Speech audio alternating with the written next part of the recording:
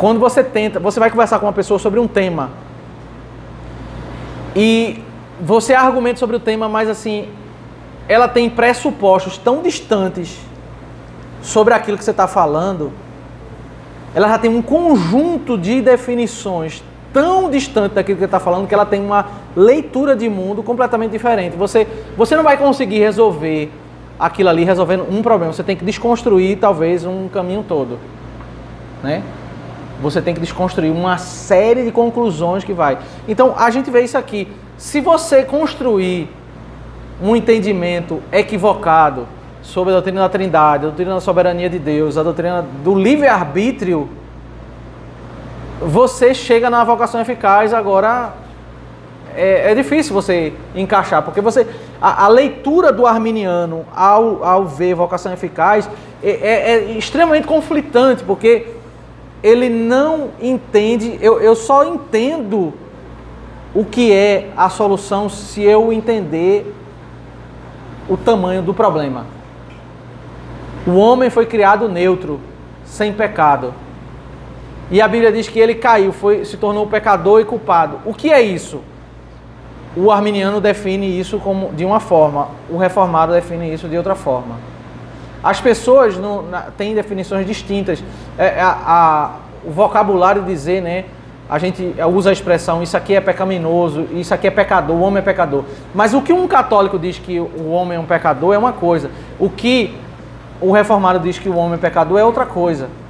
Então, no livre-arbítrio, o ponto é que nós perdemos essa neutralidade, essa capacidade de escolher. Aí, a definição da vocação eficaz, vocacionar é chamar. Deus, ele chama.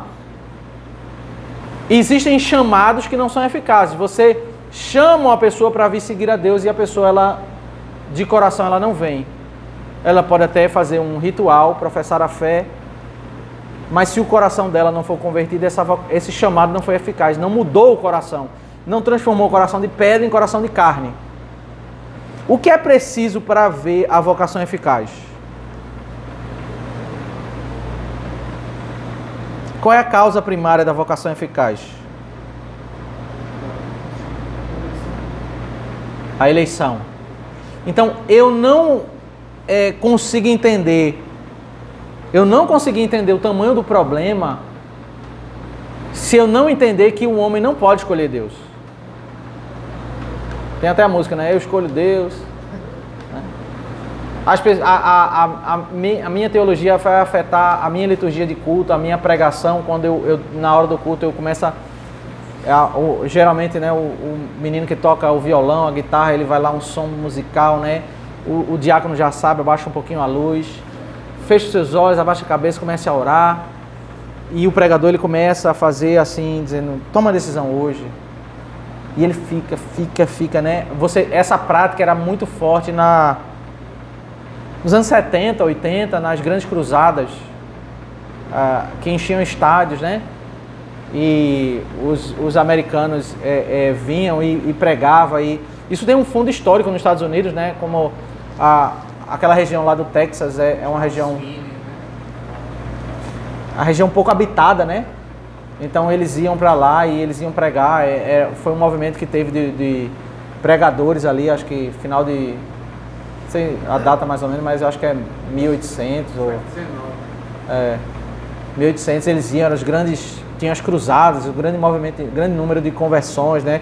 Que tinha uma base, um movimento arminiano, né? Uma teologia arminiana. Se eu pregar, e aí tem um método, né? Então, se eu posso fazer diferença, eu vou fazer tudo que tiver ao meu alcance, né?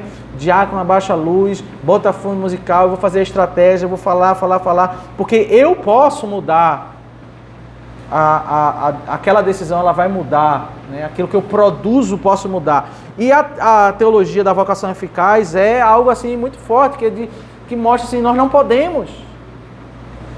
A base para alguém ouvir Deus chamar eficazmente é Deus haver escolhido essa pessoa. O que nós fazemos, e aí quanto mais nós estudamos a teologia, nós vemos que nós não somos muita coisa, né? O evangelista não é muita coisa, o pregador não é muita coisa, nós não somos nada, quem faz diferença mesmo é Deus. Deus é que muda o coração das pessoas, Deus que escolhe, né? Você pregou para o seu vizinho, deu um bom testemunho, bênção, faça isso.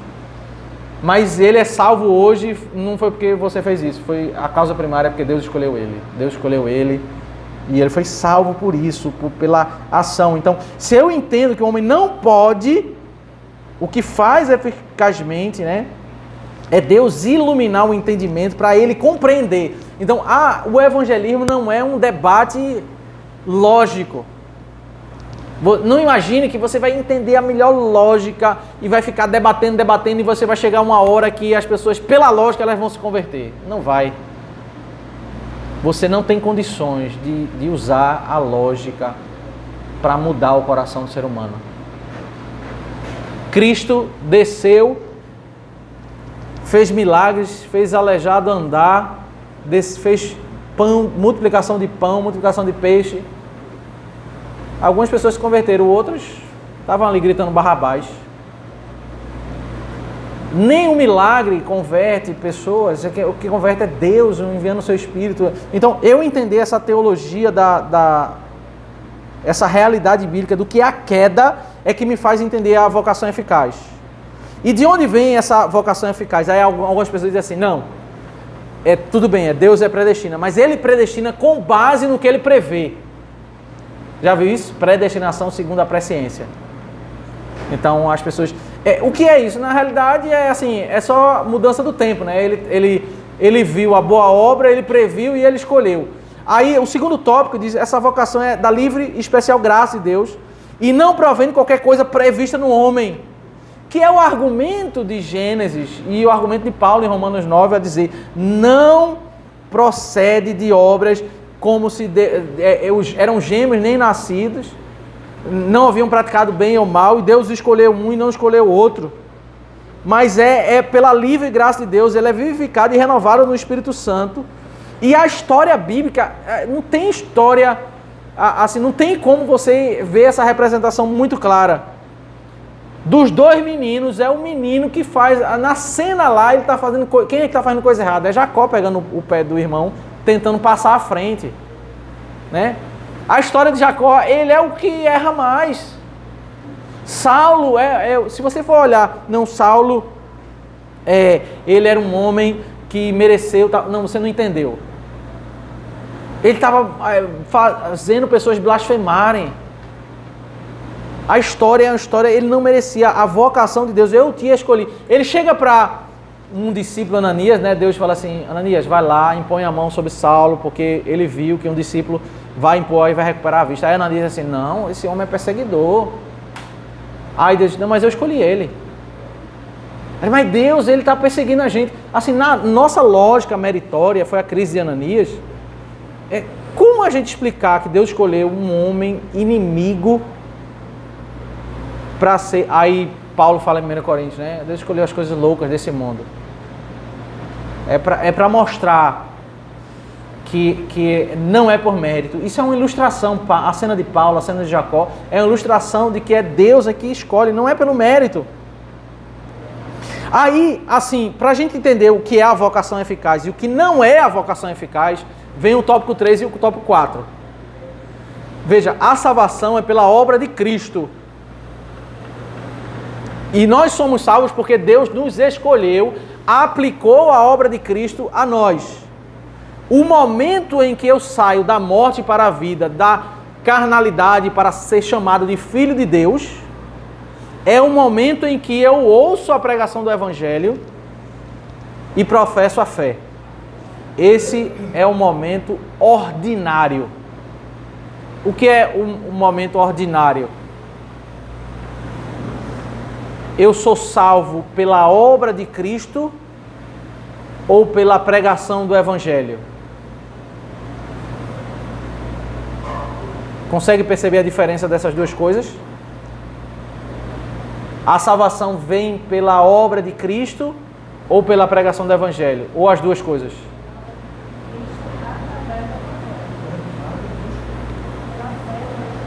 Os nossos pais, eles tiveram cuidado de dizer o seguinte: pela obra de Cristo e ordinariamente pela pregação do Evangelho. Mas a salvação é pela obra de Cristo, não é pela pregação do Evangelho. A pregação do Evangelho é o momento em que Deus aplica. Porque se eu não tiver isso, Deus ele pode salvar. Ele extraordinariamente, não imagine que você vai ver isso aqui. Então, aí o tópico 3 é, vamos pensar no extraordinário. Como é que eu penso no extraordinário? Crianças que morrem na infância. Aí o arminiano, ele diz o seguinte, porque ele já construiu uma realidade que ele não entende o pecado como nós entendemos.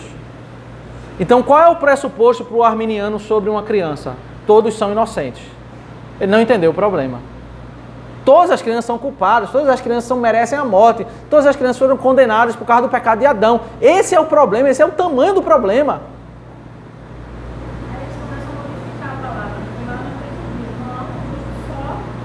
Isso. E quando Paulo cita Romanos 3, que não é um justo só, ele está citando o Salmo 14, que já na Bíblia já se falava isso. Essa é a realidade da humanidade. Não há um justo sequer. E quando diz assim, não há um justo sequer, não há um bebezinho sequer justo, não há uma criança, não há nenhum sequer. Esse é o problema do pecado. E veja como isso vai afetar a criação de filhos, como isso vai afetar a educação. O reverendo Eduardo conhece os pressupostos da pedagogia de Piaget, de Paulo Freire. São pressupostos que eles não percebem a dificuldade, a presença do pecado na criança. Então, eles formaram uma visão de pedagogia com base nessa... o que é que Paulo Freire diz? Paulo Freire, veja isso, porque ele não tem a teologia do que é o pecado. Ele diz que a criança é uma tábua rasa, é neutra, e que nós vamos ensinar num círculo.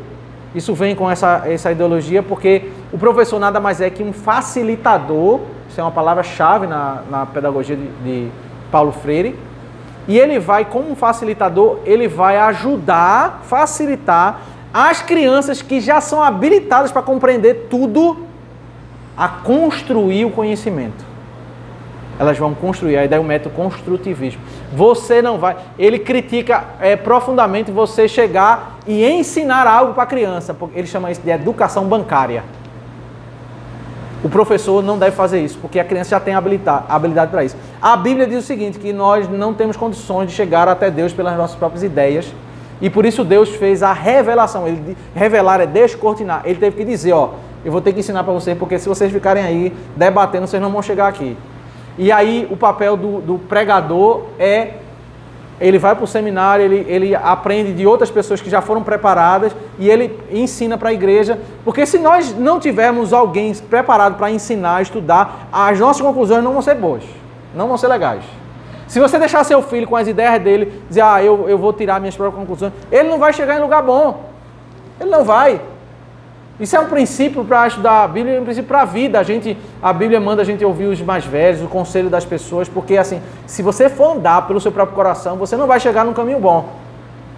Mas a pedagogia com base nessa teologia equivocada, ela vai levar para a escola várias coisas, né? A Piaget é a mesma coisa, né? O princípio desse. E a Bíblia diz que as crianças elas são inclinadas para o mal, elas são pecaminosas. Nós trazemos as crianças para serem batizadas na esperança da redenção. A gente diz, tem um problema, Senhor. Eu tenho uma alegria, um filho que nasceu, e agora eu tenho um problema para ser resolvido. E você vai agora passar a sua vida com um foco. Agradecer a Deus pela vida que você tem e trabalhar por essa vida. Não existe trabalho mais extraordinário do que esse. Você orar pelo seu filho, você pregar a palavra para o seu filho, até que ele seja convertido. O batismo infantil, nós não acreditamos que a partir do ato externo há necessariamente o ato interno. Você trata o seu filho como incrédulo. Por isso, vai fazer eu disciplinar ele, vai fazer eu pregar para ele, vai fazer eu ensinar ele, até que ele chegue à idade de assim, esse Deus é o meu Deus, não é apenas o Deus do meu pai. Eu professo a fé nele. Aí a igreja, à luz da estrutura da antiga aliança, a criança é recebida no pacto, na igreja visível, mas uma criança batizada na igreja presbiteriana, ela não faz parte da igreja com todos os privilégios. Ela não pode votar, ela não pode participar da ceia do Senhor. E não é quando ela faz 18 anos, é quando ela professar a fé. Se ela professar a fé com 8 anos, ela participa da ceia do Senhor. Se ela professar a fé com 7 anos, ela participa da ceia do Senhor. Ela está entendendo Cristo e agora está unida ao corpo de Cristo. Porque a gente entende que existe um problema. A criança, ela é pecadora. Mas aí, como separar, né? Spurgeon, ele defendia isso. Sendo um grande pregador, grande escritor, mas batista, ele defendia que toda criança que morre na infância é salva, por causa da inocência. Esse é um conceito católico. Os reformadores brigaram com o catolicismo, porque os reformadores diziam que a criança ela é inocente até que chega a idade da razão. Os reformadores disseram que a criança é pecadora, culpada, e ela precisa de evangelho para ser salva. A gente ora pelos nossos filhos, a gente labuta pelos nossos filhos, e existe um problema. Aí, boa parte do meio evangélico, depois de alguns anos, de alguns séculos, eles absorveram o ensino católico. Porque na Reforma Protestante, nem Lutero, nem Calvino defendiam a inocência de criança. Aí eles estão meio que... O arminianismo, né, a grande disputa briga na Reforma, é que Calvino e Lutero defendiam a predestinação e os católicos defendiam o livre-arbítrio. Então, quando você vê um evangélico, um protestante defendendo o livre-arbítrio, ele defende certamente alguns elementos do protesto, mas alguns elementos do protesto ele não defende. Ele tem algumas semelhanças com o catolicismo, com a teologia católica, né? Aí, o que os reformadores disseram? Como é que uma criança vai ser salva? Se ela morrer, ela vai ser salva da mesma forma que o adulto é salvo. Os escolhidos vão ser salvos e os não escolhidos vão ser salvos. Não existe critério de inocência, porque a salvação, a obra de Cristo é aplicada. Como esse caso é um caso extraordinário, ele não conseguiu entender a pregação do Evangelho, os salvos serão salvos e os não salvos não serão salvos. Eu consigo falar através do tipo, mais que para Deus não existe se seja criança ou adulto, para Deus é pecado, por esse início é porque Deus odeia o pecado, por isso tanto criança, bebê ou qualquer outra situação. Isso. Não vai mudar. Tinha um professor meu que ironizava, ele falava o seguinte: se criança fosse inocente, a maior estratégia de salvação do mundo seria exterminar todo bebê que você mata, ele vai para o céu, você mata, ele vai para o céu, olha, não teria um método evangelístico mais rápido. Só que não é assim, entende? Quanto Deus odeia o pecado. Eu estou entendendo o pecado como algo grave, porque se eu digo assim, a criança ela nasceu sem pecado, tá, é grave, mas assim, enquanto ele não entender, não é grave. Não como a Bíblia entende. Aí eles disseram o seguinte, olha, tem crianças que morrem na infância, e na época de Spurgeon, tinha doenças que matavam, o número de bebês que sobreviviam era menor do que o número que morria, em Londres, na Inglaterra. Aí ele levou tanto a teologia como a visão, né, a entender que toda criança que morre vai para o céu.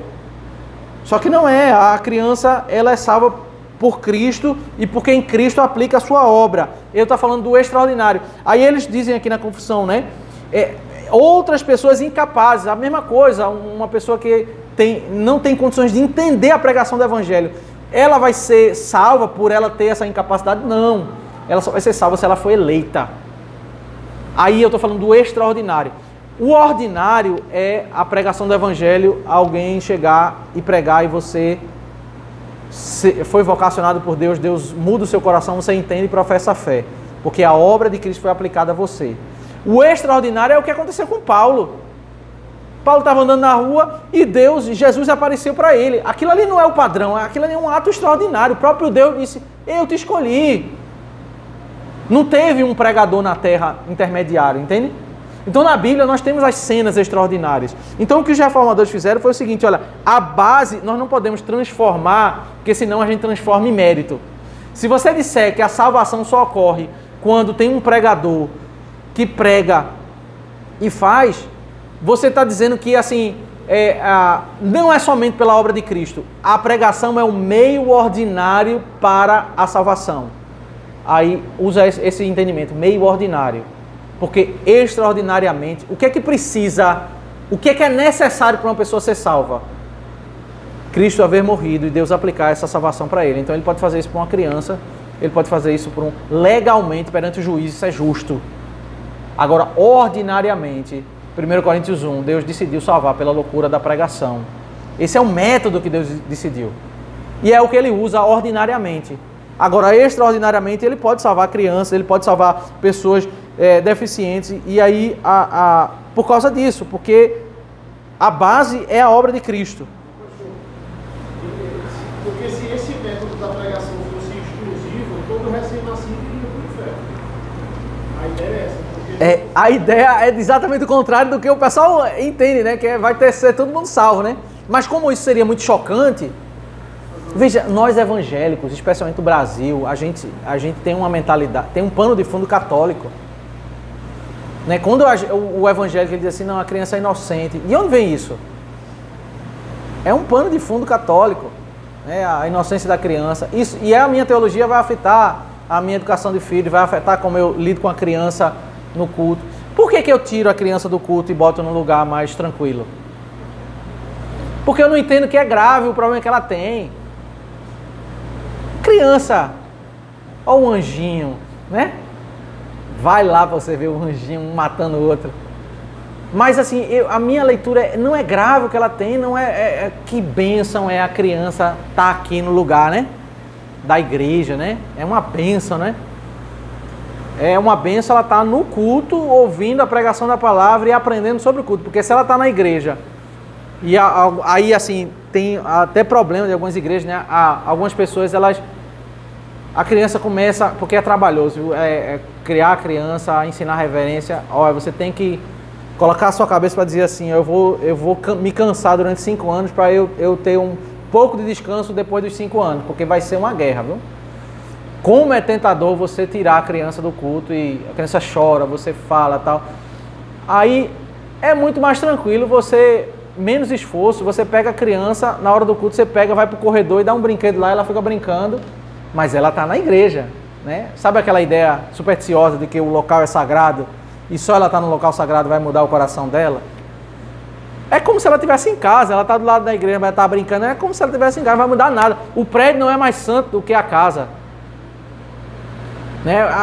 Você não vai entender isso, então as pessoas dizem isso, fazem isso porque elas não entendem que a criança tem um problema e o culto é o método para tratar o problema, não é o prédio da igreja. Aí você tira, aí o que é que você faz? Você bota numa salinha, tem o lanchinho, tem a musiquinha, tem a brincadeirinha, tem a descontração, tal, tem tudo, menos momento com reverência, santo temor para a criança ser tratada. Né? Não pode, não, é a criança e tal. Eu não entendi, então o meu entendimento ele vai impactar na minha cosmovisão de como eu vou lidar com o problema, como eu vou agir, né? O meu conceito ele vai afetar. Aí o quarto tópico, ele é uma direção distinta, veja que ele vai 2 extremos. O que eu não posso fazer ao lidar com crianças e o que eu não posso fazer ao lidar com adulto. Imagine que uma criança não eleita, morreu na infância, ela vai para o inferno. Uma criança eleita, morreu na infância, ela vai para o céu. Um adulto não eleito, pega tudo que você pode fazer para salvar esse adulto. Argumentos, metodologias. Mas se ele não for chamado pelo Espírito, não se chegam nunca a Cristo e não podem ser salvos. Se eles, qualquer esforço que você fizer, você não tem condição de mudar essa doutrina da vocação do Senhor. Deus é quem escolhe e Deus é quem chama. Um adulto em pleno entendimento, nós não conseguimos. Os meios ordinários, eles não são a causa que é o divisor de águas. Isso é pernicioso, porque aí eu começo a entender que eu que faço a diferença na salvação das pessoas. Eu sou um instrumento, eu devo evangelizar, eu devo chamar visitantes, eu devo pregar o evangelho, mas ao ver ele se converter, eu tenho que dizer, ele foi salvo porque Deus chamou ele, Deus mudou o coração dele, ele me usou como instrumento, mas não fui eu que fiz a diferença. Ele não tem condições, e eu não tenho condições de, pela minha lógica, pelo meu esforço, fazer vidas serem salvas. Não tenho condições. Aquela história, né, pastor, que a gente escuta comumente, né? Quantas almas você ganhou para Cristo? Isso. Né? Não olhando para que é Cristo que faz a obra, mas o meu esforço, porque eu estudei, porque eu conheço versículos, porque está no meu convencimento. Aí vamos ler 2 textos que trabalham sobre isso. João capítulo 3, a famosa cena de Nicodemos.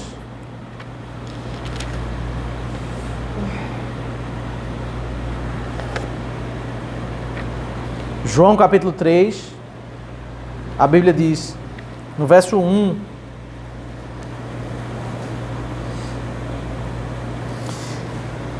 havia entre os fariseus um homem chamado Nicodemos, um dos principais dos judeus. Este de noite foi até Jesus e lhe disse: Rabi, sabemos que o Senhor é mestre, vindo da parte de Deus, porque ninguém faz estes sinais que o Senhor faz, se Deus não estiver com ele. Jesus respondeu: em verdade, verdade lhe digo que se alguém não nascer de novo, não pode ver o reino de Deus. Nicodemos perguntou: como pode um homem nascer sendo velho? Será que pode voltar ao ventre materno e nascer uma segunda vez? Jesus respondeu: em verdade lhe digo que se não nascer da água e do Espírito, não pode entrar no reino de Deus. O que é nascido da carne é carne, o que é nascido do Espírito é Espírito.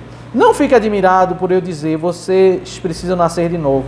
O vento sopra onde quer, você ouve o barulho que ele faz, mas não sabe de onde vem nem para onde vai. Assim é todo que é nascido do Espírito.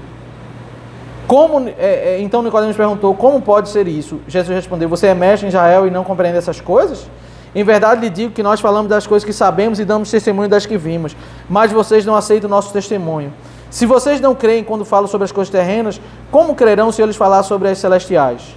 Ora, ninguém subiu ao céu a não ser aquele que de lá desceu, o Filho do Homem. E assim como Moisés levantou a serpente no deserto, assim também é necessário que o Filho do Homem seja levantado para que todo aquele que nele crê tenha a vida eterna.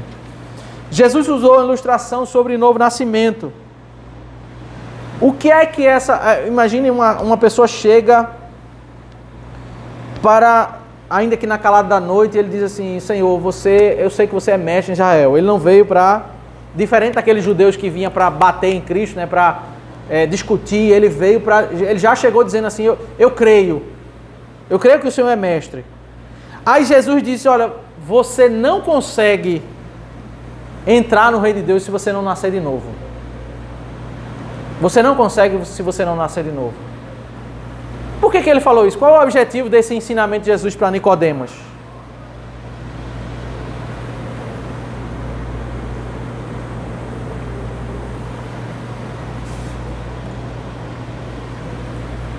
Qual é o ponto da ilustração, né, da cena? Você pensar numa criança, num bebê, você pensar que existe uma realidade espiritual paralela à realidade física. Qual é o ponto, né?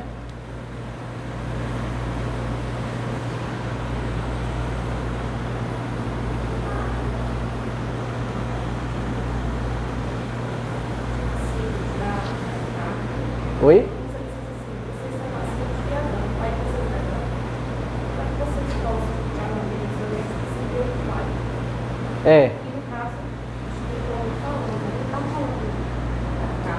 Isso. É verdade, mas assim, tem uma ênfase particular sobre esse paralelo. Assim, o grande debate na teologia reformada com a teologia arminiana é a ordem. Tem uma coisa chamada no meio reformado que é a ordem dos salutis, que é a ordem da salvação. Como é que as coisas acontecem? A ordem de cada uma etapa. Aí o debate é: você crê para nascer de novo ou você nasce de novo para crer? O que é que acontece primeiro?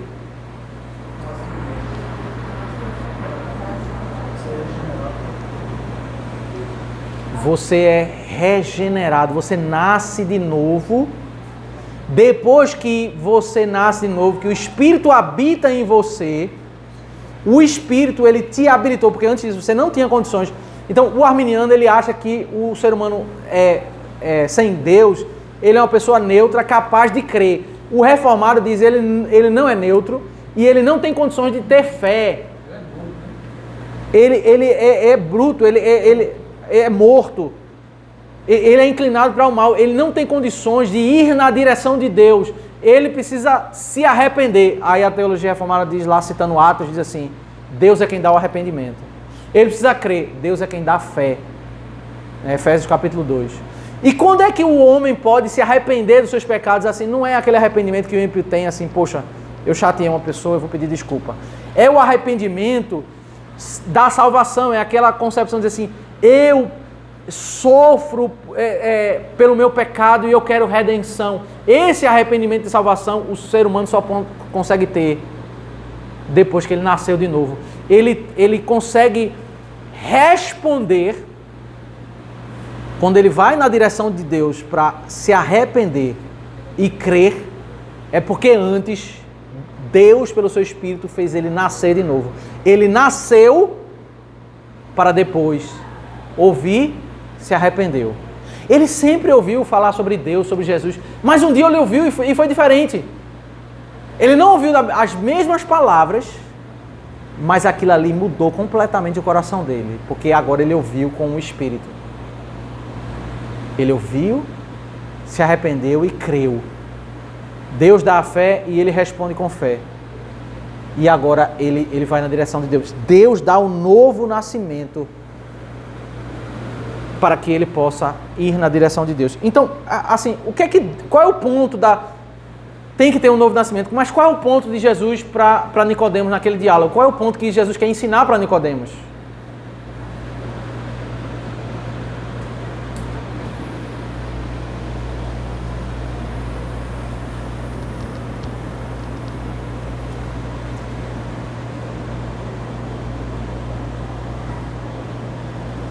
Se você atentar, você vai ver quantas vezes não pode. Esse par de termos, né, aparece no diálogo. Você não pode. Você não pode. Você não pode. Vai se repetindo. O novo nascimento é a influência da atuação do Espírito. Me parece que na discussão, ele quer dizer, você não tem condições, você está vindo aqui tirar dúvida, está expressando aqui que você me admira como alguém que faz milagres, mas eu quero dizer que pela sua condição você não tem condições de escolher Deus. Se Deus não operar um novo nascimento, pega a ilustração. Por que é a ilustração do novo nascimento? A criança escolhe nascer? Houve um fator anterior, houve uma escolha anterior para que aquela criança nascesse. Você não pode produzir o seu nascimento, não salva ninguém. Crer que Jesus é o Salvador, isso, a fé salvadora, a pessoa só consegue ter se ele nascer de novo.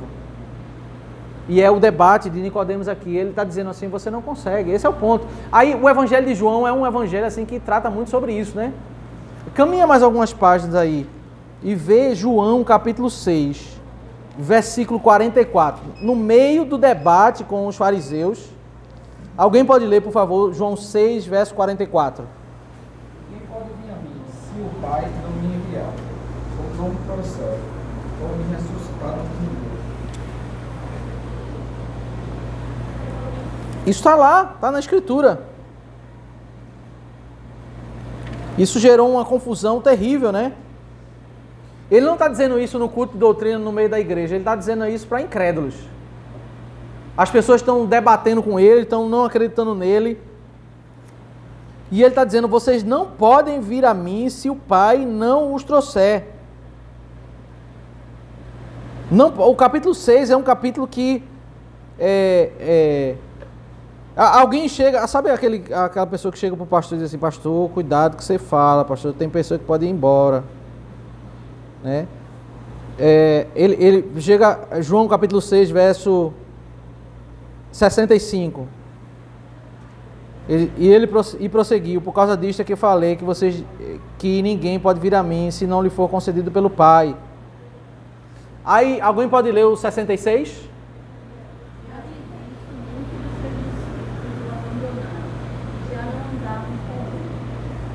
Os discípulos eram aquelas pessoas que estavam começando a ouvir a pregação de Cristo. Não necessariamente eram convertidos, eram pessoas que viram os milagres e começou a juntar um grupo bom.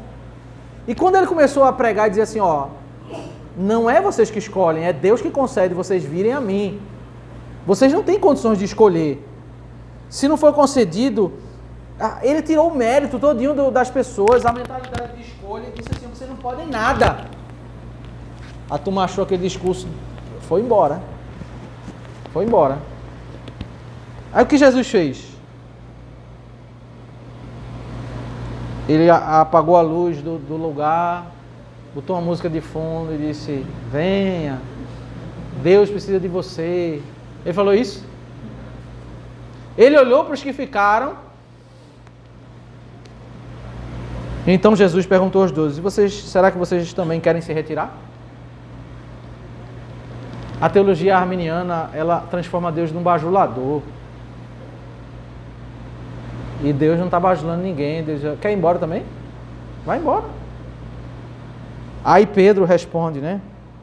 Simão Pedro respondeu, Senhor, para quem iremos? O Senhor tem as palavras de vida eterna. E nós temos crido e conhecido que o Senhor é o Santo de Israel.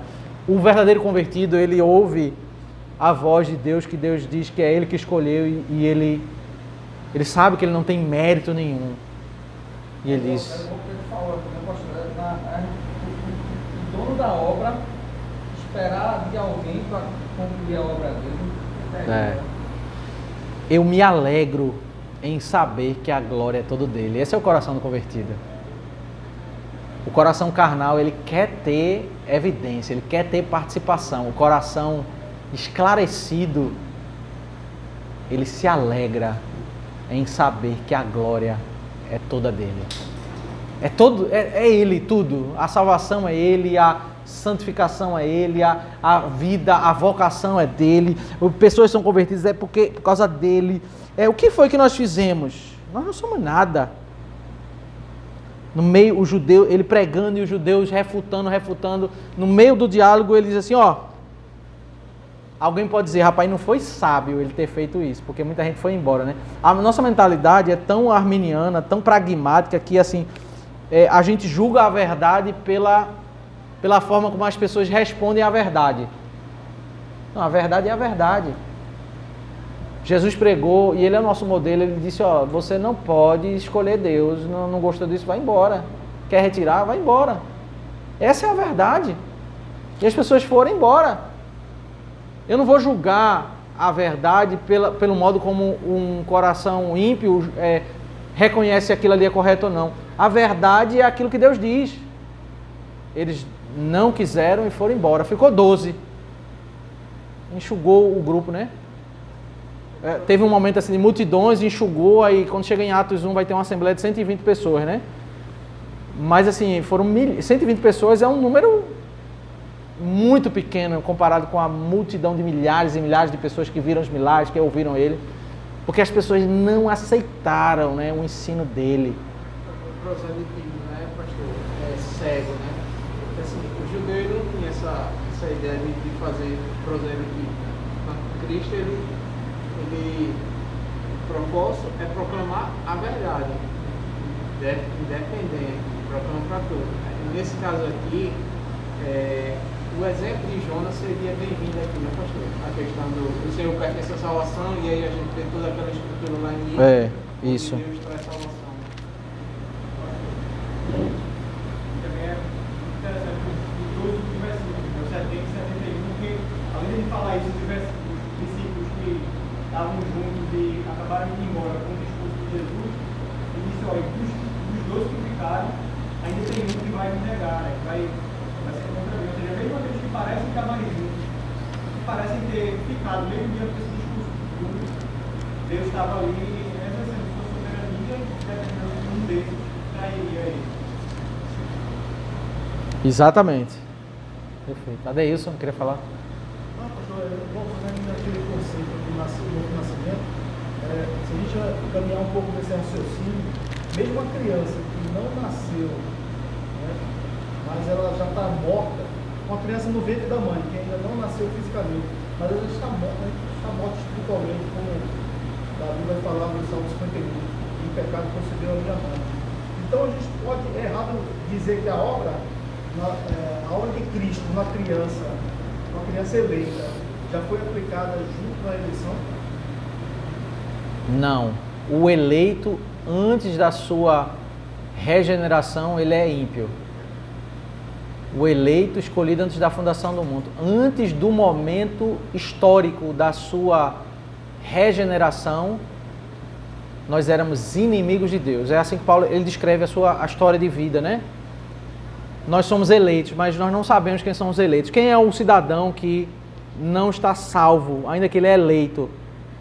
A criança, a gente não sabe a hora. É possível que uma criança seja regenerada com 1 ano de vida, 6 meses de vida. O milagre, o ponto é o seguinte: para um adulto ser salvo, precisa de um milagre, uma intervenção extraordinária de Deus. E para uma criança ser salva, precisa de algo extraordinário, né? Agora Deus, ordinariamente, Ele decidiu agir extraordinariamente na hora da pregação da palavra. Na hora da pregação da palavra é o momento onde comumente Deus opera esse extraordinário. Mas antes da conversão, quem nós éramos? Nós éramos ímpios. Os nossos filhos são batizados na infância. Eles vêm à igreja. Enquanto eles não professarem a fé, eles não têm o privilégio de assentar-se à mesa.